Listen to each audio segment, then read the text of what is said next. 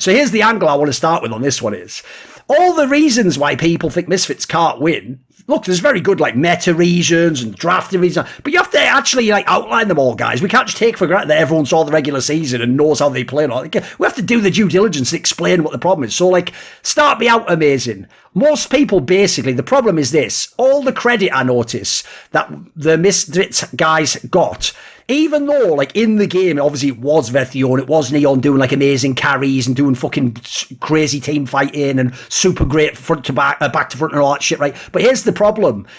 The other narrative that followed Misfits throughout the split was this will only work in BO1s, and it's mainly like the coaching staff's draft strategy that seems to have sort of shored the team up and made them dig. So most people basically think that like you can't do it like 3 games out of 5 in a best of 5. I get that sense that's where most people are coming down. Like maybe you can win a game, but it won't win like in the playoffs. Do you have a similar sentiment? No, yeah, I do. Whenever I watch Misfits, the impression I get is that their strategies, their draft strategies especially, are maximizing their individual potential within the best of 1 system. It's not to counter the enemy team. They literally just go by what they think is good for themselves, what they think they can play, but they never really like interact with the enemy team comms or with the enemy team itself. So it's not like when they play against Rogue that they're like, oh, they're controlled, they have like a wildcard jungler. So if we just maximize, let's say, our late game team fighting and we don't fuck up early game, we're going to beat them. Now it's just like we're going to try to brawl for some reason at certain moments in the game, and we do it with a champions that we can play to our best potential. So for me, that's where Misfits is. I never have the feeling that they are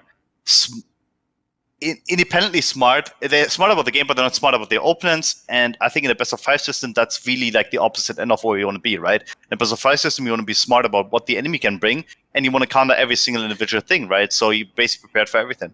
And I don't think that Misfits can do that, especially against someone like G2 who has so many different strengths that they can always rely on. Like we saw that Broken Blade could carry games, we saw that Junkers can carry games, Caps, even the bot lane flagged in Draven matchups can actually do well. So I just, like, in my head, I just don't know where the Misfits strength is coming from against anyone, honestly, in the best of 5 system. What do you think, Kira?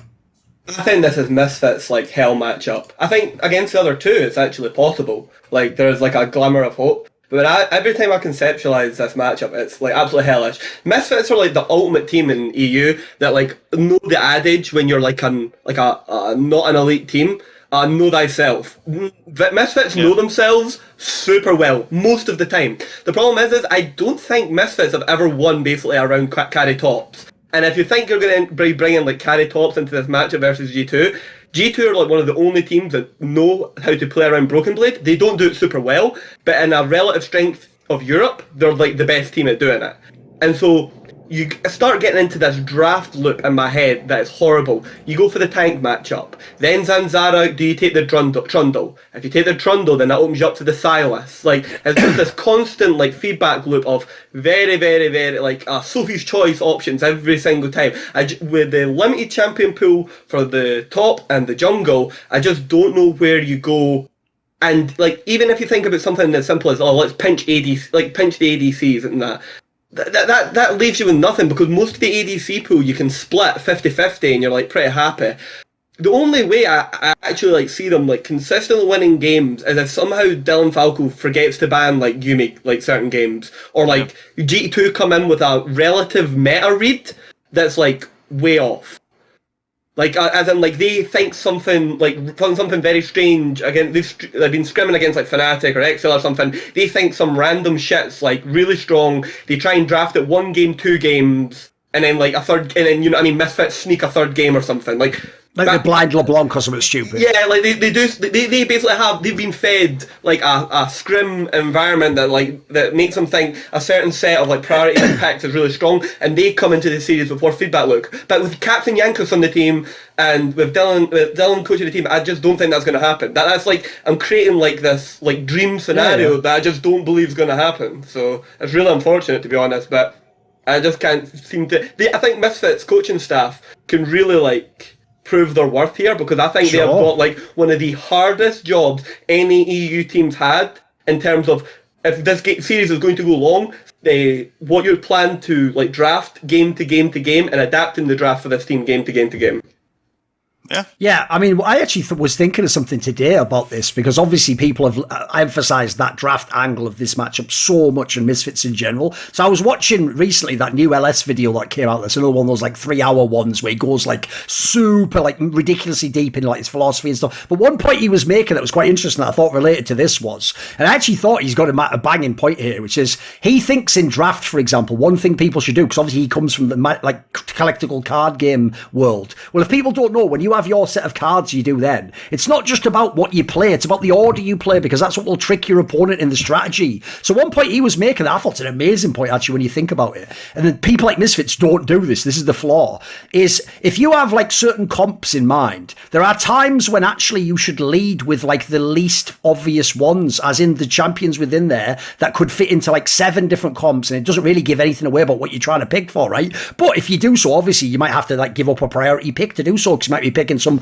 boring, like you might just pick like the Azir first or something, right? You know, if that can go in any comp. And basically his point was, if you do that, it makes it really hard for the other team to have a clue of what you're doing, so they can't sort of get ahead of you and shut down your comp. Dude, teams like Misfits, that's where I could see them fucking this series up completely. It's like you say, Kira, they're going to get what they want, so they might get the champion that Irrelevant wants, get Neon a good champion, but the problem then becomes, if those are like the first 2 or 3 picks, I can just see what your comp is now. Now I know what jungler to get out of the mix. Now I know like to get this fucking support out of the game. Like I can make it at that point, so like it's even harder for you to complete the comp. And remember, the way they're playing, I agree, the way they sort of mastered it, this is why I know it has to be the coaching staff, not the players, is the players don't play like they're just going to scale and win all the team fights. They just play normally, and then it's like the comp is the insurance policy that kicks in, and then they win if it goes late game. Like the joke is, if you put these guys on the wrong champs, they will play the game and lose. I'm pretty sure of it. Yeah. No, I agree. They're too front facing. That's the problem. They're like they do just show so much so early because they're so desperate to get Vatio and Neon onto comfort, which is understandable because I actually do think they are the best best 1-2 carry backline in the entire league. In a proper team fight. Yeah, sure. I think they're the best. What they call it, once they have the 3 items, 2 items. The problem is they're let down by the relative strength of their auxiliary supports. As in, like, I personally think Mercer is one of the most improved players of the split. But he has been improved from he is absolutely fucking dog shit and shouldn't be allowed to play the game to he is now not losing every single game for his team. So we've moved from one extreme of the scale to the other.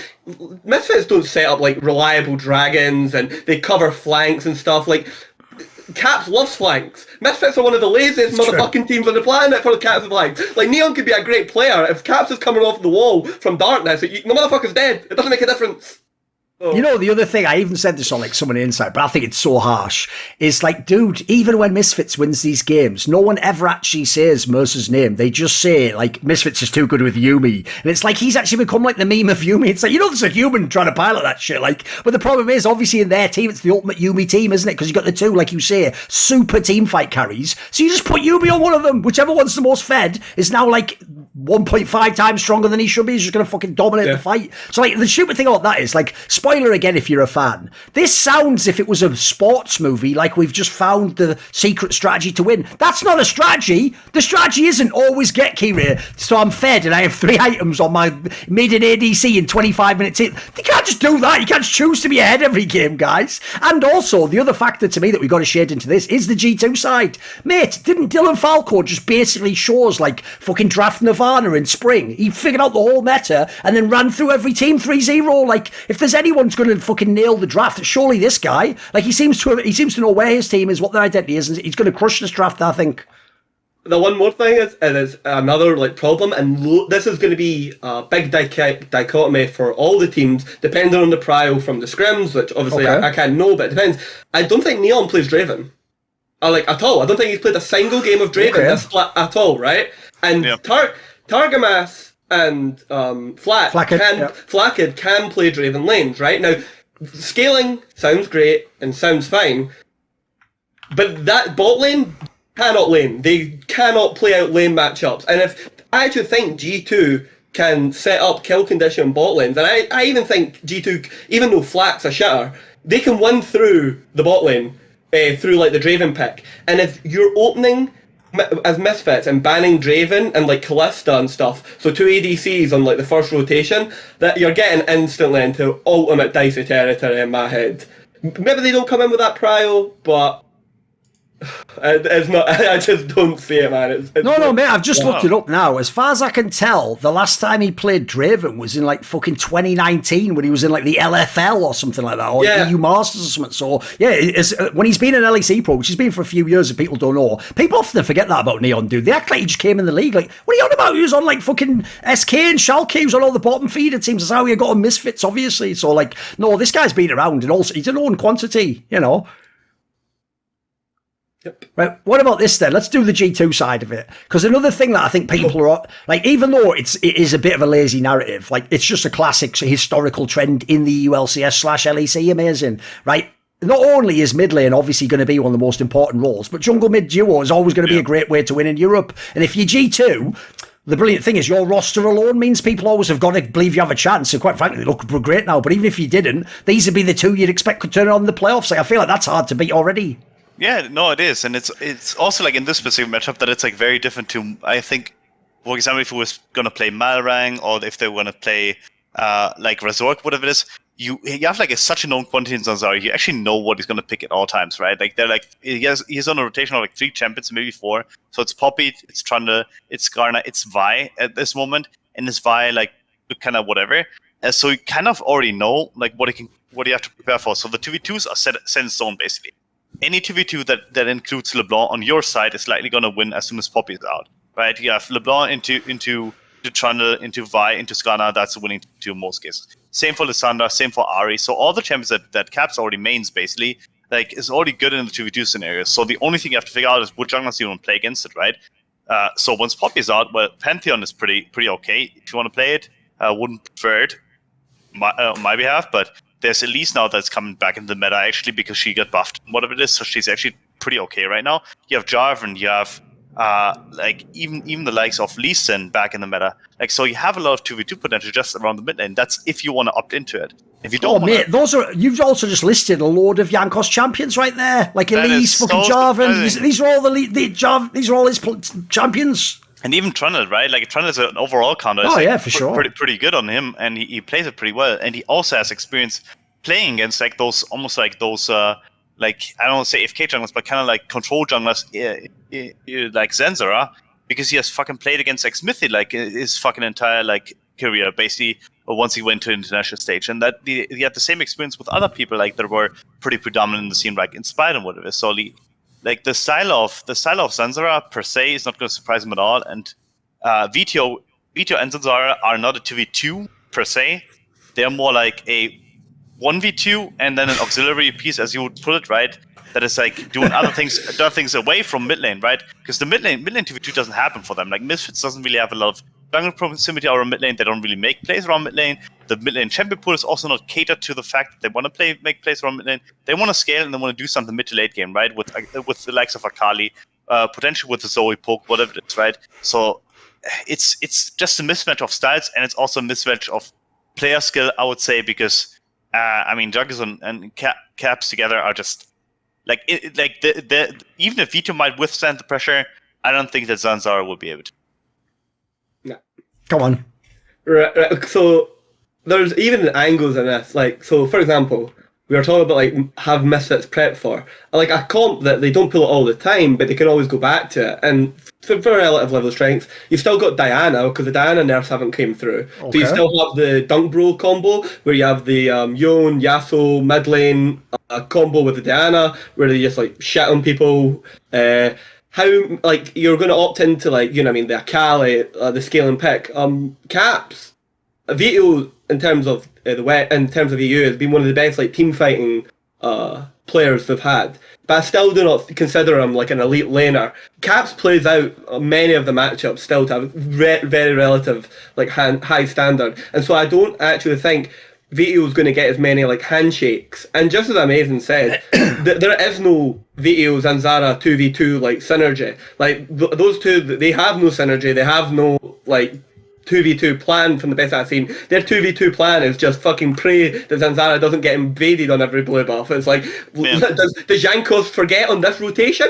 Oh baby, 100 gold. Like, and even you were talking about like the Pantheon, for example, Amazing, and you don't maybe not as big a fan of it. But even then, if you identify, for me, the way that Misfits want to win the game, you have with a tank with a possible tank top.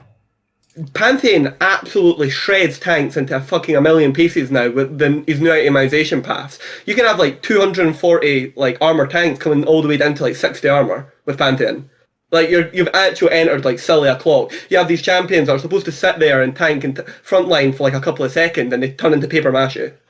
It's super, super hard. And then even worse than this, and this is another one that's even more horrible, is Mersa does not have doesn't understand like roam timings. When his laner has like priority, Mersa will actually just like sit in lane with Neon and absorb XP. He won't actually go and like make a proactive play. Targamas has gotten very rough in the early split, but has just gotten better and better at this concept as the split has gone on. And so, like, what is the solution to this? If we've got Zanzara on slow clear like jungles, he's maybe onto a jungle where he's not that comfortable. He does the same fucking path every single game, and then you've got Jankos, Targamas invading him on like set objectives. Vito maybe doesn't have any priority. Like nothing adds up to Misfits winning here. It's literally go to Baron, go to Dragons, and fucking pray that you win team fights. And Caps is good at team fighting, Jankos is good at team fighting. It's not just like these free wins.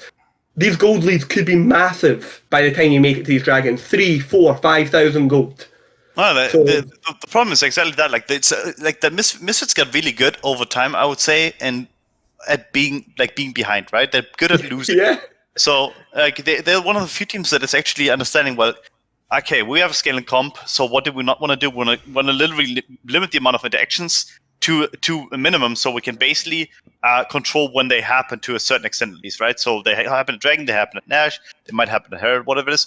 But overall, it does open them up to basically just have an open jungle. And a lot of teams nowadays, when I see this too, and I think it's actually predominant in EU especially, is that like besides maybe Razork, Gilius, and Jankos, I mean actually not even Gilius. So it's just Razork, Jankos, and Marang.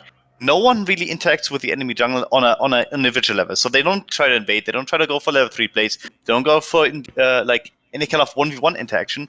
And I think once people figure out that this is like the counter to basically having people try to scale forever, well, all hell is going to break loose for Misfits, right? Because they suddenly have no answer. Mercer's not going to answer the roams correctly, so Targamas is going to be ahead of him. Mid lane might be able to answer roams if he's on the right champions, but likely not. And jungle is going to be on champions that you can direct him into, right? You can say, okay, I don't want Zanzara to play Trundle and Poppy, so I can, let's say I'm just going to ban Poppy and I'm on red side, and then he cannot blind pick Trundle either, because blind pick Trundle is terrible 1, 2, 3, and then 4, 5 you can ban it, right? If you blind pick Trundle 1, 2, 3, and the enemy doesn't have any melees yet, like pick a full range comp and that champion is entirely useless, right?